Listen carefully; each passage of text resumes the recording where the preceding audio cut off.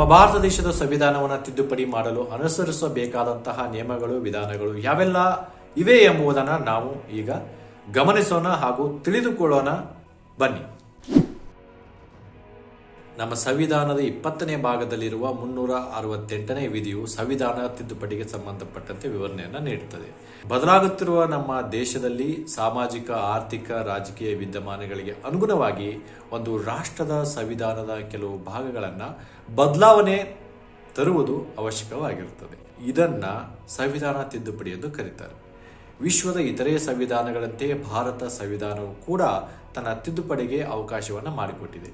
ಭಾರತ ಸಂವಿಧಾನವನ್ನು ತಿದ್ದುಪಡಿ ಮಾಡಲು ಅಳವಡಿಸಿಕೊಂಡಿರುವಂತಹ ನಿಯಮವು ಬ್ರಿಟಿಷ್ ಸಂವಿಧಾನವನ್ನು ತಿದ್ದುಪಡಿ ಮಾಡಲು ಅನುಸರಿಸುವ ನಿಯಮಗಳಷ್ಟು ಸರಳವೂ ಇಲ್ಲ. ಅಮೆರಿಕ ಸಂಯುಕ್ತ ಸಂವಿಧಾನವನ್ನು ತಿದ್ದುಪಡಿ ಮಾಡಲು ಅನುಸರಿಸುವ ನಿಯಮವಷ್ಟು ಕಠಿಣವೂ ಅಲ್ಲ. ನಮ್ಮ ಸಂವಿಧಾನವು ಅಮೆರಿಕಾದಂತೆ ಅನಮ್ಯ ಸಂವಿಧಾನವಾಗಿರದೆ, ಬ್ರಿಟನ್ನಿನಂತೆ ನಮ್ಯ ಸಂವಿಧಾನ ಆಗಿರದೆ, ಈ ಎರಡೂ ಸಂವಿಧಾನಗಳ ಮಿಶ್ರಣ ನಮ್ಮ ಭಾರತ ಸಂವಿಧಾನ ಆಗಿದೆ. ಆದ್ದರಿಂದ ಭಾರತ ಸಂವಿಧಾನವನ್ನು ಭಾಗಶಃ ಅನಮ್ಯ ಹಾಗೂ ಭಾಗಶಃ ನಮ್ಯ ಸಂವಿಧಾನ ಎಂದು ಕರೆಯಲಾಗ್ತದೆ. ಅದೇ ರೀತಿಯಾಗಿ ನಮ್ಮ ಭಾರತದ ಸಂವಿಧಾನವನ್ನು ತಿದ್ದುಪಡಿ ಮಾಡುವ ಅಧಿಕಾರವನ್ನು ಸಂಸತ್ತಿಗೆ ನೀಡಲಾಗಿದೆ. ಸಂಸತ್ತು ಮೂಲ ಸಂರಚನೆ ಅಂದರೆ ಈ ಬೇಸಿಕ್ ಸ್ಟ್ರಕ್ಚರ್ಗೆ ಯಾವುದೇ ರೀತಿಯಾದಂತಹ ತೊಂದರೆ ಆಗದೆ ಸಂವಿಧಾನದ ಯಾವುದೇ ಭಾಗವನ್ನು ತಿದ್ದುಪಡಿ ಮಾಡಬಹುದೆಂದು ಕೇಶವಾನಂದ ಭಾರತಿ ಪ್ರಕರಣಕ್ಕೆ ಸಂಬಂಧಿಸಿದಂತೆ ತೀರ್ಪಿನಲ್ಲಿ ಭಾರತದ ಸರ್ವೋಚ್ಚ ನ್ಯಾಯಾಲಯವು ಈಗಾಗಲೇ 1973ರಲ್ಲಿ ಸ್ಪಷ್ಟೀಕರಣವನ್ನು ನೀಡಿದೆ. ಹಾಗಾದರೆ ಸಂವಿಧಾನ ತಿದ್ದುಪಡಿ ಮಾಡಬೇಕಾದರೆ ಯಾವೆಲ್ಲ ನಿಯಮಗಳನ್ನು ಅಲ್ಲಿ ಅಳವಡಿಸಿಕೊಳ್ಳಲಾಗಿದೆ?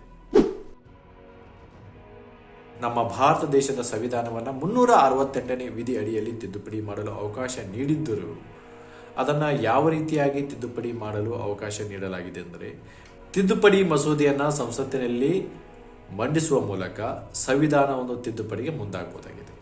ಹಾಗೆ ತಿದ್ದುಪಡಿ ಮಸೂದೆಯನ್ನು ಒಬ್ಬ ವ್ಯಕ್ತಿ ಅಥವಾ ಒಬ್ಬ ಖಾಸಗಿ ಸದಸ್ಯ ಮಂಡಿಸಬಹುದು.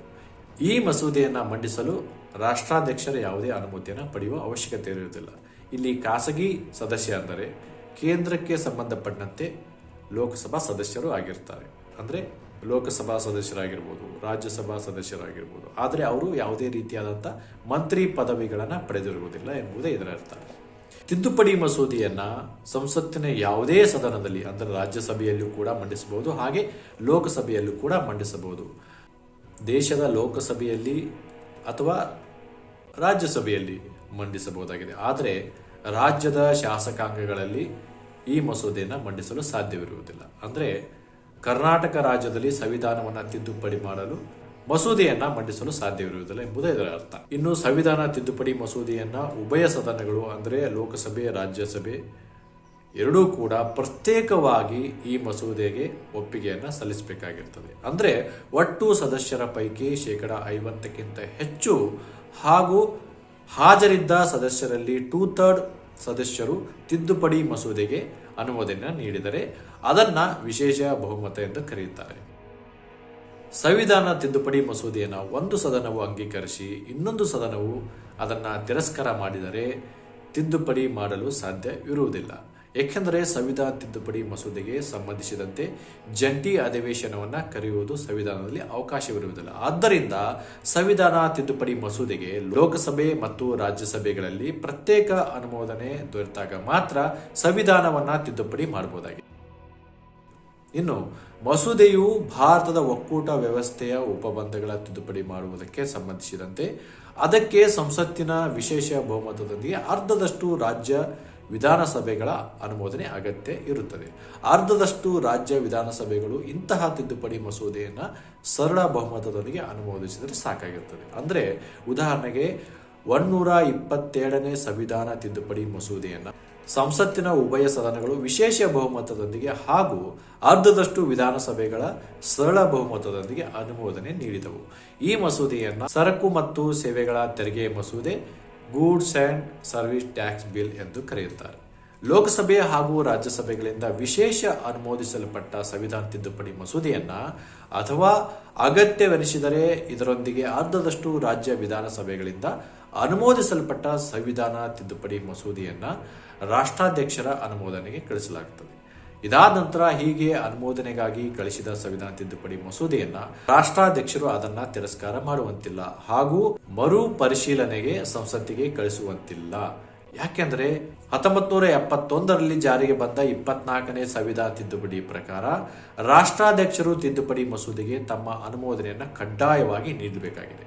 ಅಂದ್ರೆ 24ನೇ ಸಂವಿಧಾನ ತಿದ್ದುಪಡಿ ಕಾಯ್ದೆಯು ಸಂವಿಧಾನ ತಿದ್ದುಪಡಿ ಮಸೂದೆಯ ಮೇಲೆ ರಾಷ್ಟ್ರಾಧ್ಯಕ್ಷರು ಹೊಂದಿದಂತಹ ವಿಟೋ ಅಧಿಕಾರವನ್ನು ರದ್ದುಪಡಿಸಿರುತ್ತಾರೆ. ರಾಷ್ಟ್ರಾಧ್ಯಕ್ಷರ ಅನುಮೋದನೆ ನೀಡಿದ ನಂತರವೇ ತಿದ್ದುಪಡಿ ಮಸೂದೆ ಸಂವಿಧಾನ ತಿದ್ದುಪಡಿ ಕಾಯ್ದೆಯಾಗುತ್ತದೆ ಮತ್ತು ಈ ಕಾಯ್ದೆಗೆ ಅನುಗುಣವಾಗಿ ಸಂವಿಧಾನವನ್ನು ತಿದ್ದುಪಡಿ ಮಾಡಲಾಗುತ್ತದೆ.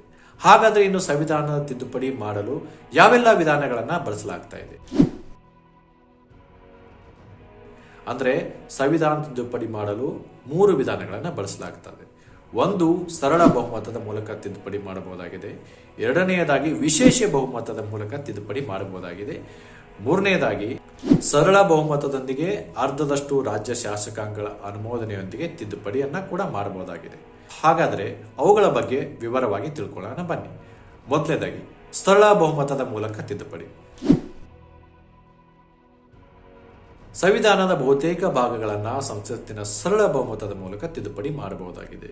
ಅವು ಯಾವುವು ಎಂದರೆ ಹೊಸ ರಾಜ್ಯಗಳ ಸೇರ್ಪಡೆ, ಹೊಸ ರಾಜ್ಯಗಳ ರಚನೆ, ರಾಜ್ಯಗಳ ಎಲ್ಲೆ ಅಥವಾ ಗಡಿಗಳ ಬದಲಾವಣೆಗೆ ಹಾಗೂ ರಾಜ್ಯಗಳ ಹೆಸರುಗಳ ಬದಲಾವಣೆಗೆ, ಇನ್ನು ರಾಜ್ಯ ವಿಧಾನ ಪರಿಷತ್ತುಗಳ ರಚನೆ ಅಥವಾ ರದ್ದತಿಗೆ ಸಂಬಂಧಪಟ್ಟಂತೆ, ರಾಷ್ಟ್ರಾಧ್ಯಕ್ಷರ, ರಾಜ್ಯಪಾಲರ, ಸಭಾಧ್ಯಕ್ಷರ, ನ್ಯಾಯಾಧೀಶರ ವೇತನವನ್ನ ಮತ್ತು ಭತ್ಯೆಗಳ ಸೌಲಭ್ಯಗಳಿಗೆ ಸಂಬಂಧಪಟ್ಟಂತೆ, ಸಂಸತ್ ಸದಸ್ಯರ ವೇತನ, ಭತ್ಯೆ ಹಾಗೂ ಸೌಲಭ್ಯಗಳಿಗೆ ಸಂಬಂಧಪಟ್ಟಂತೆ, ಅಧಿಕೃತ ಭಾಷೆಗೆ ಸಂಬಂಧಪಟ್ಟಂತೆ, ಇನ್ನು ಸಂಸತ್ತಿನ ಕೋರಂಗೆ ಸಂಬಂಧಪಟ್ಟಂತೆ ಅಂದ್ರೆ ಕನಿಷ್ಠ ಹಾಜರಾಗಬೇಕಾದ ಶಾಸನಸಭೆ ಸದಸ್ಯರ ಸಂಖ್ಯೆ, ಇನ್ನು ಪೌರತ್ವವನ್ನ ಪಡೆಯುವುದು ಹಾಗೂ ಕಳೆದುಕೊಳ್ಳುವುದಕ್ಕೆ ಸಂಬಂಧಪಟ್ಟಂತೆ, ಸಂಸತ್ ಮತ್ತು ರಾಜ್ಯ ಶಾಸನ ಸಭೆಗಳ ಚುನಾವಣೆಗೆ ಸಂಬಂಧಪಟ್ಟಂತೆ ಹಾಗೂ ಚುನಾವಣಾ ಕ್ಷೇತ್ರಗಳ ಪುನರ್ ವಿಂಗಡಣೆಗೆ ಸಂಬಂಧಪಟ್ಟಂತೆ, ಕೇಂದ್ರಾಡಳಿತ ಪ್ರದೇಶಗಳು ಹಾಗೂ ಆದಿವಾಸಿ ಪ್ರದೇಶಗಳಿಗೆ ಆಡಳಿತಕ್ಕೆ ಸಂಬಂಧಪಟ್ಟಂತೆ ಸರಳ ಬಹುಮತದ ಮೂಲಕ ಮಾಡಲಾಗುವ ತಿದ್ದುಪಡಿ ವಿಧಾನವು 368ನೇ ವಿಧಿಯ ವ್ಯಾಪ್ತಿಗೆ ಒಳಪಟ್ಟಿರುವುದಿಲ್ಲ ಎಂಬುದನ್ನು ವಿಶೇಷವಾಗಿ ಇಲ್ಲಿ ಗಮನಿಸಬಹುದಾಗಿದೆ. ಈ ಎಲ್ಲ ತಿದ್ದುಪಡಿಗಳಿಗೆ ಸಂಬಂಧಪಟ್ಟಂತೆ ಸರಳವಾಗಿ ತಿದ್ದುಪಡಿ ಮಾಡಬಹುದಾಗಿದೆ. ಇನ್ನು ಇಲ್ಲಿ ವಿಶೇಷವಾಗಿ ಗಮನಿಸಬೇಕಾದ ವಿಷಯ ಏನೆಂದರೆ, ಈ ರೀತಿಯಾದಂತಹ ಸರಳ ಬಹುಮತದ ಮೂಲಕ ಮಾಡಲಾಗುವ ತಿದ್ದುಪಡಿ ವಿಧಾನವನ್ನ 368ನೇ ವಿಧಿ ವ್ಯಾಪ್ತಿಗೆ ಒಳಪಟ್ಟಿರುವುದಿಲ್ಲ. ಇನ್ನು ವಿಶೇಷ ಬಹುಮತದ ಮೂಲಕ ತಿದ್ದುಪಡಿ. ಸಂವಿಧಾನಕ್ಕೆ ಕೆಲವು ಭಾಗಗಳನ್ನ ಸಂಸತ್ತಿನ ವಿಶೇಷ ಬಹುಮತದ ಮೂಲಕ ತಿದ್ದುಪಡಿ ಮಾಡಬಹುದು.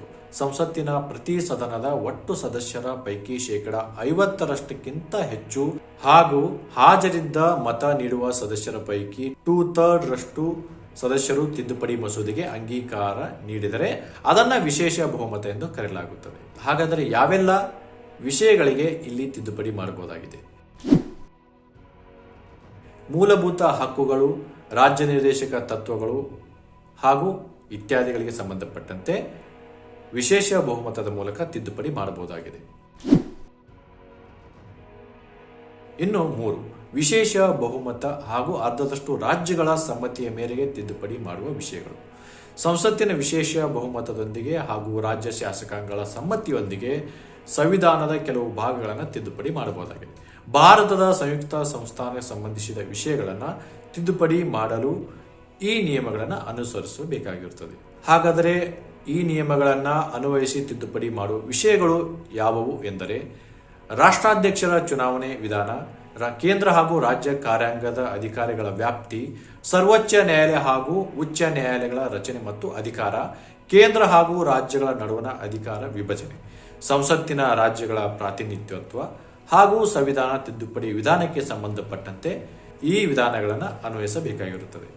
ಈ ರೀತಿಯಾಗಿ ಭಾರತ ದೇಶದ ಸಂವಿಧಾನವನ್ನು ತಿದ್ದುಪಡಿ ಮಾಡಲು ಅವಕಾಶವನ್ನು ನೀಡಲಾಗಿರುತ್ತದೆ ಹಾಗೂ ಈ ಎಲ್ಲ ನಿಯಮಗಳನ್ನು ಪಾಲಿಸಿಯೇ ಸಂವಿಧಾನದ ಪ್ರತಿಯೊಂದು ಭಾಗಗಳನ್ನು ತಿದ್ದುಪಡಿ ಮಾಡಲು ಈಗಾಗಲೇ Kesavananda Bharati versus state of Kerala ಪ್ರಕರಣದಲ್ಲಿ ಮಾನ್ಯ ಸರ್ವೋಚ್ಚ ನ್ಯಾಯಾಲಯವು 1973ರಲ್ಲಿ ವಿಧಿಸಿದ ನಿಯಮಗಳ ಅನ್ವಯವೇ ತಿದ್ದುಪಡಿ ಮಾಡುವುದು ಕಡ್ಡಾಯವಾಗಿರುತ್ತದೆ.